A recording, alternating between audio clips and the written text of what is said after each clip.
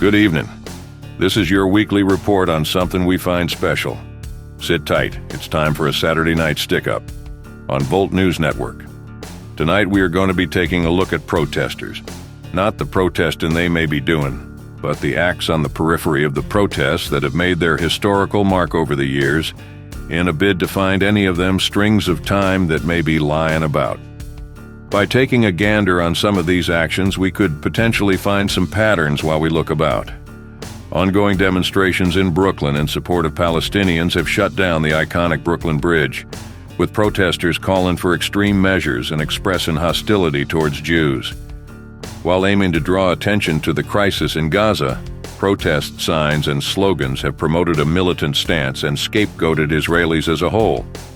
Such actions delegitimize the initial cause and polarize the debate. These such polarizing moments lead to a phenomenon that isn't quite fully understood just yet by the mainstream public mind. The public was introduced to the concept of so-called mass formation psychosis during the pandemic, where some people were allegedly radicalized without cognizance of the events that were even radicalizing them, or rather, their response to some stimuli. This formation is the basis for my speaking here tonight. There seems to be something going on with the human population, or a percentage of them, that goes haywire whenever enough is happening in the world. This affects the hearts and minds of these people and makes them do things they normally wouldn't, or radicalizes them. This so-called radicalization of the crowd, also called mob mentality, is a well-studied effect, but there seems to be something else afoot.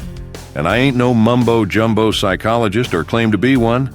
I'm simply noticing this trend right here, of when enough people get together to protest or demonstrate on an issue, it seems that most of the time things get out of hand, even if they began with good intentions. Now, I ain't the first one to notice that the events such as the BLM, or the January 6th, or the recent Palestine protests seem to all have a violent aspect to them that appears to be unintended. And looking back into history, these things have been happening for hundreds of years whenever events like these take place. The reason I'm even flapping these lips right now is that there has got to be a way to think about these things before they happen.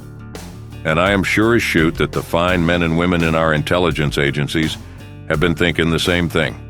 When we see these events going on, especially one as polarizing and dividing as this here Palestine conflict, we should take a few moments to be as level-headed as possible and proceed with just and right action, not doing something that could lead to violence or unintended consequences.